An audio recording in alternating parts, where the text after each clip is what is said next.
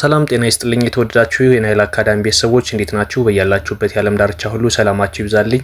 ይህ ናይል አካዳሚ ቁጥር 2 ቻናል ነው። የእንግሊዘኛ እንዲሁም አማርኛ የምናስተምርበት ቻናል ስለሆነ ማንኛውም ይህን ቪዲዮ የሚመለከት ላይክ እና ሼር እንዲሁም ሰብስክራይብ ማድረጋችሁ እንዳትረሱ። ነባር ቤተሰቦቻችን ደግሞ ላይክ እና ሼር እያደረጋችሁ አማርኛ እንዲሁም እንግሊዘኛ መጻፍና ማንበብ ለተቸገሩት አማርኛን እንዲሁም እንግሊዘኛን ከመሰረቱ ገና ከፊደላት ጀምሮ መማር ለሚፈልጉ ሁሉ ይህንን ቪዲዮ ሼር እና ላይክ እያደረጋችሁ አዳርሱልኝ እያልኩኝ ከወዲሁ አሳስባለሁ። ቀለል አድርገው አማርኛን እንዲሁም እንግሊዘኛን ፊደላት የሚሆን ቃላት እንዲሁም አረፍተ ነገር ከፍ ስንልም ደግሞ ረጃጅም መንባብን እንድንጽፍና እንድናነብ የምናደርግበት ቻናል ስለሆነ ማንኛውም ቪዲዮውን የተመለከተው ሁሉ ሰብስክራይብ እያደረገ ይለፍ እያልኩኝ ከወዲሁ አሳስባለሁ። በውስጥ መስመር መማር ለምትፈልጉ ደግሞ ከዚህ ጋር በመናስቀምጥላችሁ ስልክ በቀጥታ መደወልም ሊሆን ይችላል። በኢሞ፣ በዋትስአፕ፣ በቴሌግራም በማንኛውም የሶሻል ሚዲያ አማራጮች የምታገኙ ነው የሚሆነው። ሁለቱን ቋንቋዎች አማርኛን እንዲሁም እንግሊዘኛን አሊያም ደግሞ አማርኛ በእንግሊዘኛ በሳምንት ውስጥ 5 ቀን እያስተማርን እንገኛለን። ማንኛውም በውስጥ መማር የሚፈልግ ተማሪ ካለ ደውሎ ማናገር ይችላል። በአጭር ጊዜ ብቻ ከ3 ወር እስከ 4 ወር ባልበለጡ ጊዜያት ብቻ እንግሊዘኛንና አማርኛን አቀላጥፋችሁ እንድትጽፉ እንድታነቡ እናደርጋለን። አንዳንዶቻችን ደግሞ በእንግሊዘኛ ፊደል ተጠቅመን የአማርኛ ድምጸትን እያስገባን ቴክስት መጻጻፍ ፈልገን ብዙዎች የተቸገርነዎች ስላለ ለእናንተ ደግሞ ይህ ትልቅ መፍትሄ ይዞ የመጣ ቻናልም ስለሆነ ማንኛውም እንግሊዘኛ በአማርኛ ውክልና አገጣጥሞ ማንበብና መጻፍ የሚፈልግ ካለ አንደኛ ከዚህ ጋር ወደ ኋላ መለስ ብላችሁ ከዚህ በፊት የለቀቅናቸው ቪዲዮዎች ስላሉ እነሱ መመልከት ትችላላችሁ። ከዛ በተጨማሪ ደግሞ እንዳልኳችሁ በውስጥ መስመር መጣችሁ በአጭር ጊዜ ብቻ እንድትለወጡ እናደርጋለን። ዛሬ ደግሞ ይዤላችሁ የመጣሁት ምንድነው ከዚህ ጋር እንደምታዩት የአማርኛ ፊደላት የእንግሊዘኛ ፊደላት ወይም ቃላትን እንዴት አድርገን ነው በአማርኛ ትርጉም እንሰጣቸው፣ ከዛ በተጨማሪ ደግሞ በእንግሊዘኛ ፊደላት የአማርኛ ድምጸቱን እንዴት እንጽፋለን እናነባለን የሚሉትን ቀለል ባለ ሁኔታ ነው ይዤላችሁ የመጣሁት። እስከ መጨረሻው ረጋ ብላችሁ ለመመልከት ሞክሩ። ማንኛውም ይህን ቪዲዮ የሚመለከት ከመጀመሪያው እስከ መጨረሻው ለማንበብና ለመጻፍ ይችል ዘንድ ረጋ ብሎ መመልከት ይጠበቅበታል ማለት ነው። አሁን ቀጥታ ወደ ትምህርቱ እንሄዳለን። አር ዩ ሬዲ? አር ዩ ሬዲ? አር ዩ ሬዲ? ተዘጋጅተሻል ወይም ተዘጋጅተሃል? ተዘጋጅተሻል። እዚህ ጋር እንደምታዩት ምንድነው በጥቁር የተጻፈው ትርጉሙ ነው። አር ዩ ሬዲ ማለት ተዘጋጅተሃል ወይም ተዘጋጅተሻል ማለት ነው። ከዚህ በተጨማሪ ከዚህ ጋር የምታዩት ምንድነው በአማርኛ ትርጉሙ ሆኖ ነገር ግን የተጻፈው በእንግሊዘኛ ፊደል ነው። የተጻፈው በእንግሊዘኛ ፊደል ሊሆን እንጂ ልክ እንደዚህኛው ተዘጋጅተሻል የሚል ትርጉም ነው ያለው እዚህ ጋር። የአማርኛውን እንዴት አድርገን በእንግሊዘኛ ፊደል መጻፍ እንችላለን ነው።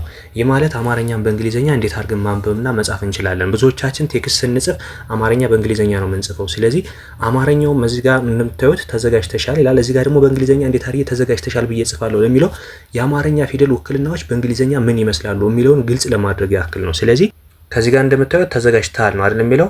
ተ ስንል ቲኢ፣ ዘ ስንል ደግሞ ዜድ ኢ፣ ጀ ስንል ደግሞ ጋ ስንል ደግሞ ጂኤ፣ ጀ ስንል ደግሞ ጂአይ፣ ተ ስንል ደግሞ ቲኢ፣ ሻ ስንል ደግሞ ኤስኤች ኤ፣ ል ስንል ኤል ይሆናል ማለት ነው። ስለዚህ ይህ ምን ይላል? ተዘጋጅተሻል ይላል ማለት ነው። ተዘጋጅተሻል። ከዚህ ደግሞ በአረንጓዴ የተጻፈው ምንድን ነው የሚለው? ጌት ኢን። እነዚህ በሙሉ በአረንጓዴ የተጻፉት እንግሊዘኛ ናቸው፣ እንግሊዘኛ ቃላት ናቸው። እዚህ ጋር በአማርኛ ነው፣ እዚህ ጋር ደግሞ እንግሊዘኛ በአማርኛ ነው ማለት ነው። የቀዩ እንግሊዘኛ በአማርኛ ነው። እዚህ ጋር ጌት ኢን ይላል አይደለም? ግባ ማለት ነው። ግባ በእንግሊዘኛ ፊደል ግባ ማለት ምን ማለት ነው? ዋናው በእንግሊዘኛ ፊደል ግባ ስንል እንዴት አድርገን እንጽፋለን ነው። በእንግሊዘኛ ጌት ኢን ማለት በአማርኛ ግባ ማለት ነው። ግባ ስንል እንግሊዘኛ ፊደልን ተጠቅመን እንዴት አድርገን እንጽፋለን ነው ትልቁ ነገር።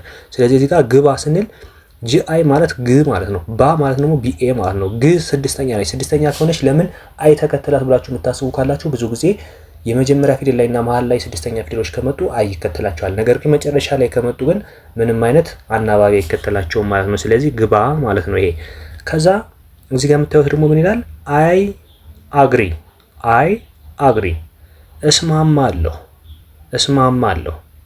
እስማማለሁ ለማለት ደግሞ እንዴት አድርገን ነው የእንግሊዘኛ ፊደልን ተጠቅመን መጻፍ የምንችለው ነው። እዚህ ጋር አሁን ስንል ኢ ማለታችን ነው። ስ ስንል ኤስአይ ማለታችን ነው። ማ ስንል ኤምኤ ማለት ነው። ማ ስንል አሁንም ኤምኤ ማለት ነው። ለ ስንል ኤልኢ፣ ሁ ስንል ኤች ዩ።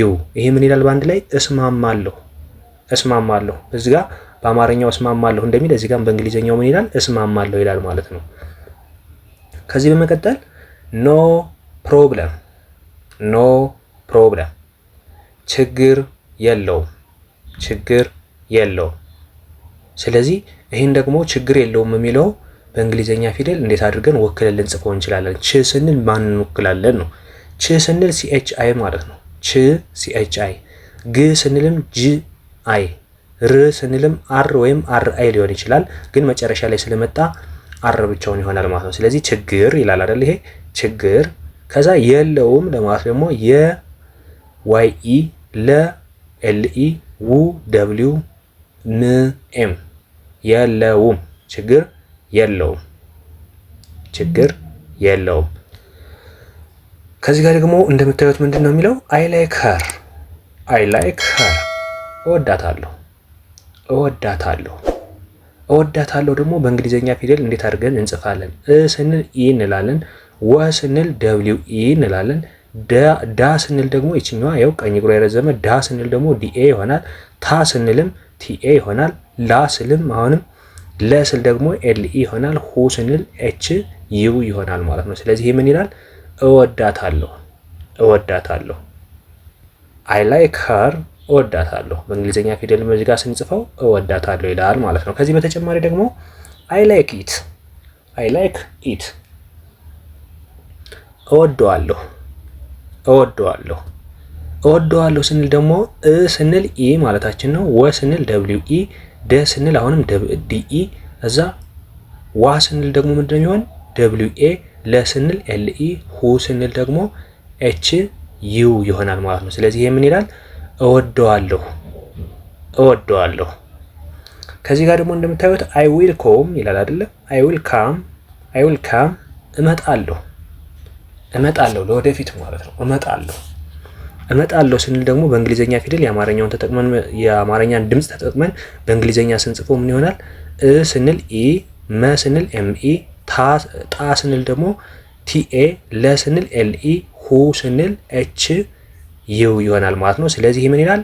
እመጣለሁ፣ እመጣለሁ። አይ ዊል ካም፣ እመጣለሁ። በእንግሊዘኛም እመጣለሁ ይላል።